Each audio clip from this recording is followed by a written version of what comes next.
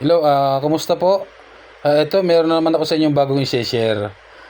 Tiyak na magugustuhan niyo po ito at itong ating CPU, yan, Core i3, Dell po ang model. Yan, ito po ang i-share ko sa inyo ngayon. Bali, ang issue nito ay pag sinaksak mo siya, blinking lang yung power button niya. Auto restart po ang CPU na to. Walang display sa monitor. Yan. Yan po. Ito, testing natin para makita nyo. Okay, sa CPU po yan. Pag saksak po, yan, blinking agad yung kanyang power button at saka yung nagpa-flashing po yung CD-ROM, DVD-ROM niya. Auto restart po ang unit na yan. Okay. Ayan, tapos saksak naman yung monitor. Para makita niyo rin po. Wala siyang display. Yun, okay. Wala talaga siyang display. May problema po ang ating CPU. Yan. Kung kayo po ay mayroong ganitong issue ng CPU, auto restart, at blinking yung power button, ito po ang aking simpleng video pero malaking tulong po para sa inyo. At kung ngayon lang po kayo nakapasyal sa aking munting YouTube channel, salamat po sa magsa-subscribe. Malaking tulong po ito para sa akin, para sa paglago ng aking munting channel.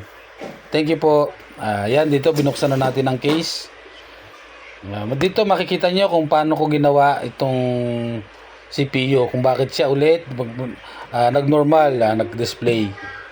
Yan, siyempre, pasensya na po sa alikabok at malikabok na. Ganyan talaga yung blower niya pagkatagalan na ano siya, na nakakahigop ng alikabok eh.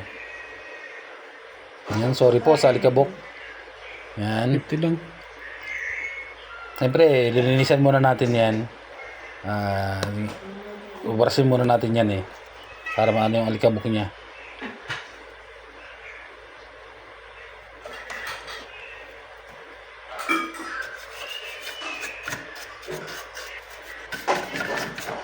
Sana po itong video ko na ito ay makatulong sa inyo kahit sa simpleng tips, tutorials at di na kayo gumastos ng malaki para ipa-maintenance o pa-service. Ito po, sana makatulong sa inyo itong video na ito. Yan. Yan pong RAM niya, RAM memory. Yan po, pagka ganyang ang inyong power button ay blinking, una nyo pong i-check yung RAM memory. Yan, makikita nyo sa video kung paano ko siya gagawin dyan. Sundan nyo na lang po.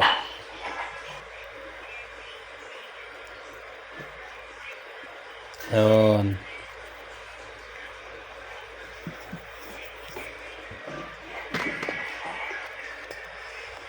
Yan, ito po, pay attention para makita nyo kung yan po, ganyan po ang gagawin ninyo sa RAM.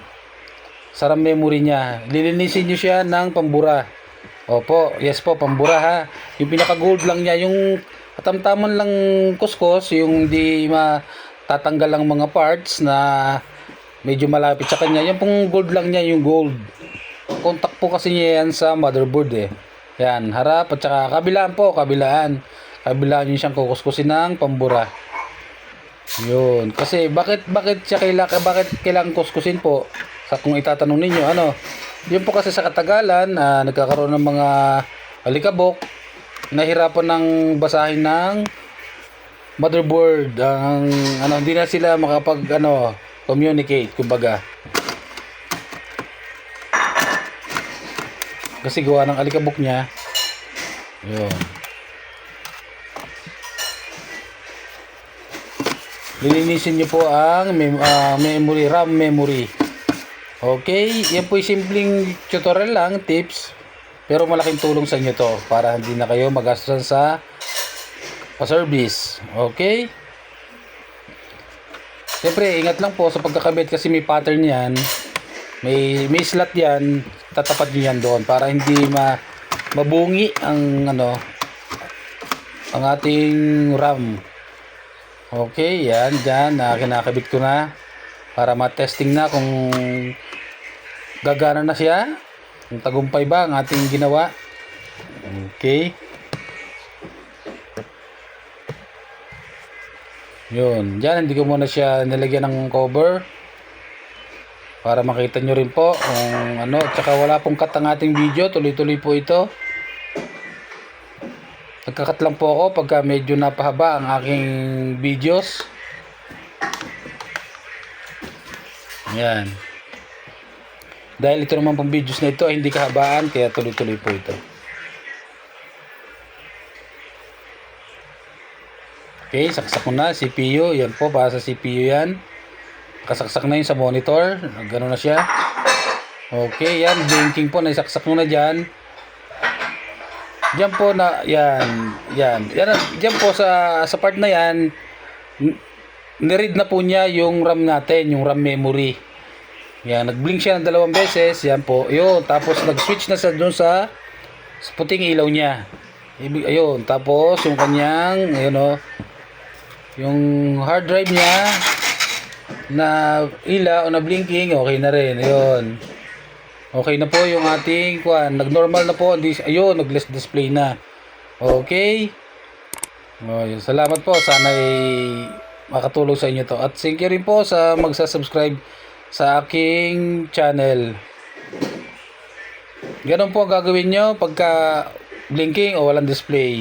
Kuskusin nyo ang memory. Yun, okay na. Reading na yung kanyang hard drive. Tinuro ko po na yun. Yun. Kita niyo po, di ba? Simple lang pero malaki ang magiging tulong sa inyo nito. Okay, hintayin lang natin na dumiretso hanggang sa desktop menu niya. Okay, sa menu. Kung talagang walang error ang program niya. Kung magtutuloy-tuloy na ang kanyang boot. Oops. Yan. Okay, ayun. Okay, mukhang okay na po ang ating PC kasi nakarating na siya dito sa ganitong display. Normal na rin yung ating ilaw, hindi na rin blinking yung power button niya.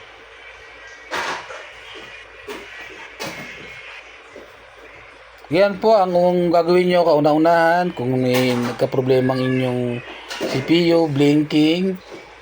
Lilinisin nyo po ang RAM memory ha. Kasi unang-una, yung talagang kailangan ng CPU para mag-display siya papuntang monitor. Yung communication nilang dalawa papunta sa motherboard. Yun, okay na po. Nakarating na sa desktop menu niya. Okay, nasa main screen na. Okay, ganda. Walang blue screen. Ayan po yan lang po ang kailangan natin pang natin sa RAM memory, pambura. Sana po nakatulong sa inyo ang video na ito at pa-subscribe na lang po kung nakatulong sa inyo na itong video. Salamat po, salamat.